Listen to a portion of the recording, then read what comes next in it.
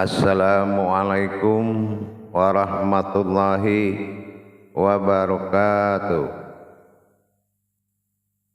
Alhamdulillah, alhamdulillahi rabbil alamin.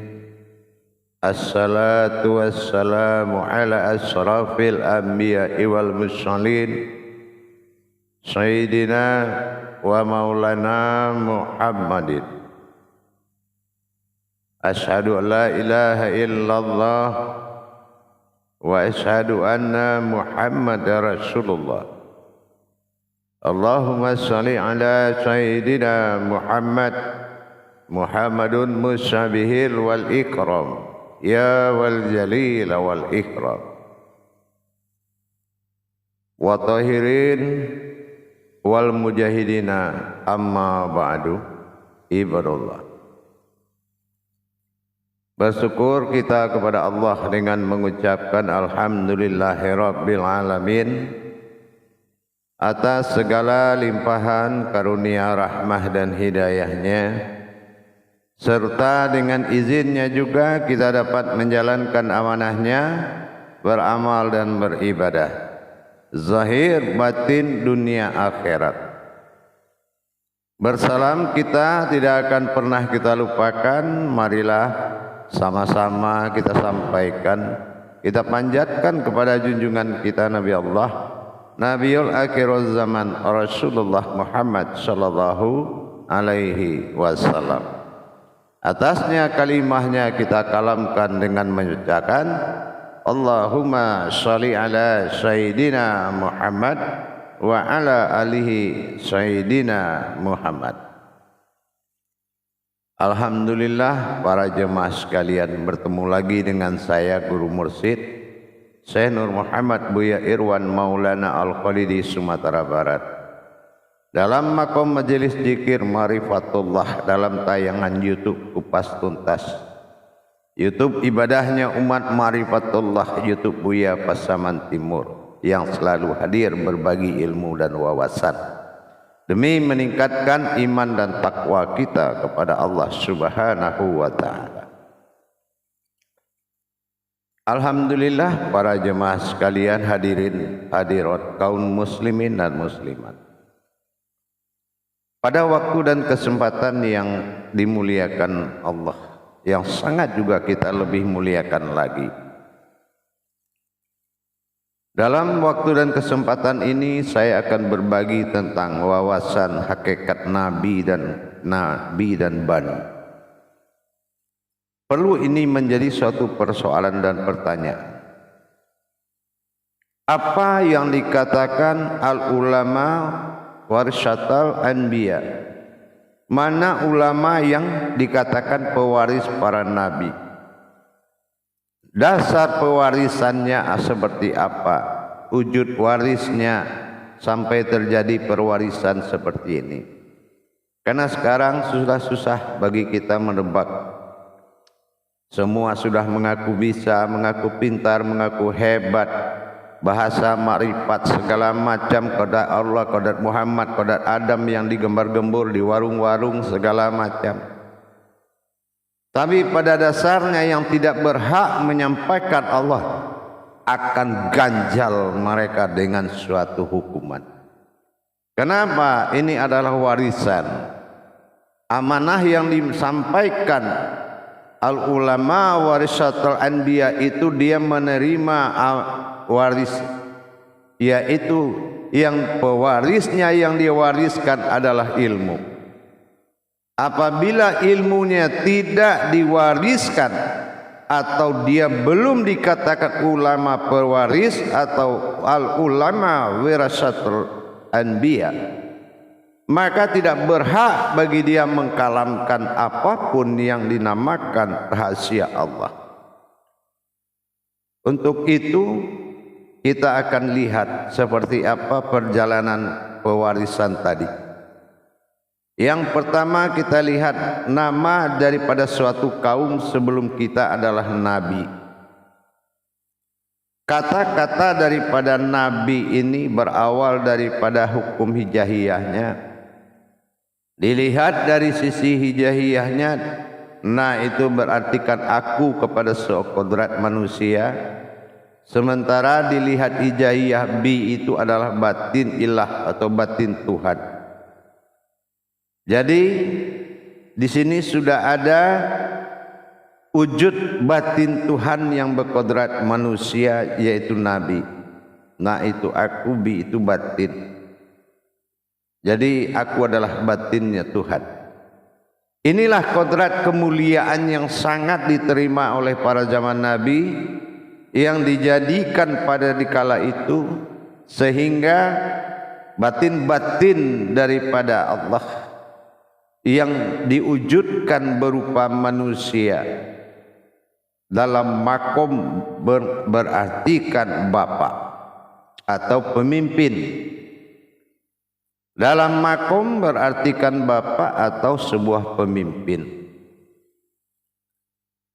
Nah, setelah masa daripada pewarisan, masa daripada kodrat pengakuan terhadap batinnya Allah ini selesai, sesuai dengan perjanjian bahwa semua para batin-batin yang mengatakan aku adalah batin Nabi yang dituakan, yang awal dijadikan atau disebut dengan bapak atau orang yang dituakan. Ini Allah berikan tempat kepada sebuah kodrat batin yang mulia tadi. Batin-batin Allah yang sangat dimuliakan itu, makanya Allah berikan suatu tempat. Kita lihat dari surat Al-Fatir itu, dari ayat 34 sampai 36 itu jelas. Bawakan hanya Allah sampaikan allazi ahlana darul Muhammadi. Nah ini Muhammadi. Allah berikan sebuah tempat al-Muhammadi min fadlih, ya. Muhammad itu adalah tempat rahmat Allah atau surganya Allah, ya.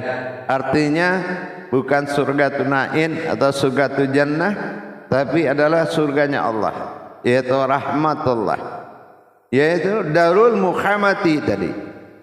Dah, maka layu masuna. Nah ini sini sudah Allah katakan yusauna fiha hikum. Nah di sini juga Allah katakan dia tidak merasa lelah menunggu di situ, ya. Yang menempatkan kami dalam tempat kekal surga dari karunia-Nya. Di dalamnya kami tiada merasa lelah dan tiada pula merasa lesu.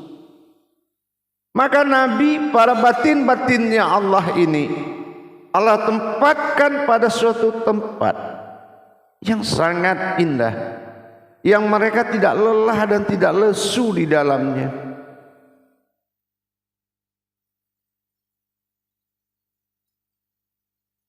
Tidak lesu dan tidak lemah di dalamnya, bersemayam sehingga mereka melaksanakan kewajibannya kepada Tuhan Allah. Dinamakan Muhammad. Alam mereka itu Muhammad. Makanya kalau kita ada beribadah-ibadah zikir pakai Muhammad itu adalah ciri khas daripada zaman Nabi.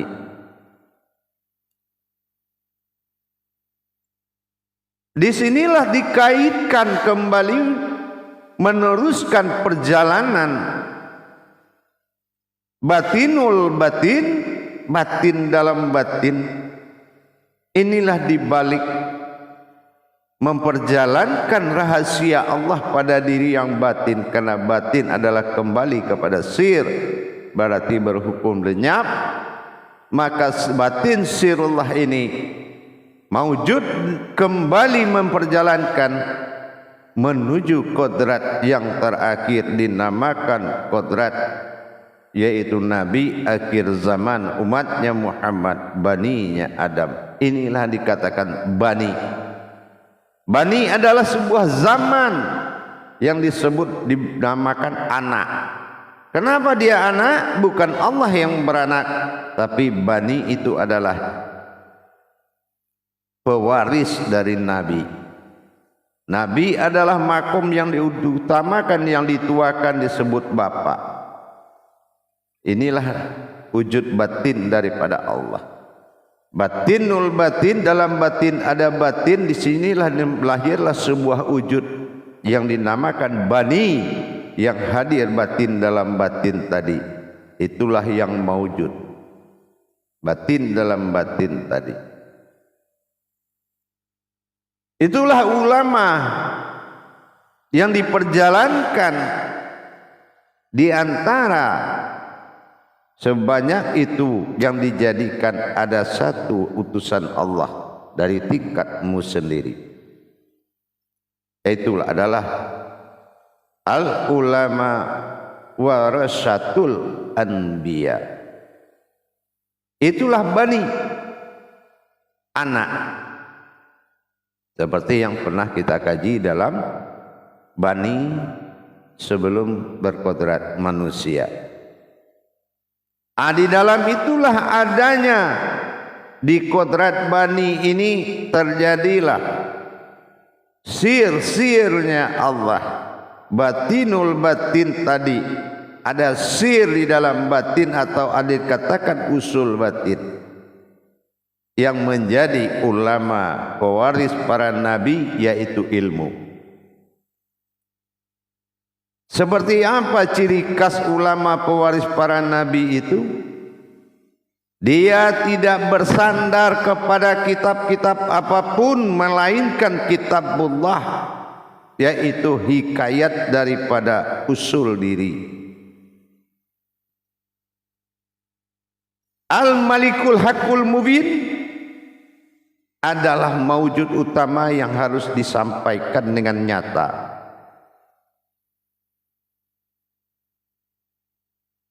Diamanahkan kepada batin menuju kepada diri yang batin. Al-ulama itulah yang dikatakan kitabullah. Al-ulama warisatul anbiya. Kalam dia ada dalilnya Allah. Kodrat dirinya adalah kitabullah, kitabnya Allah. Apabila Allah ingin mencabut ayat-ayatnya dari manusia, Allah tidak perlu mencabut ke manusia itu langsung. Cukup Allah cabut ulama anbiya tadi, pewaris warisatul anbiya.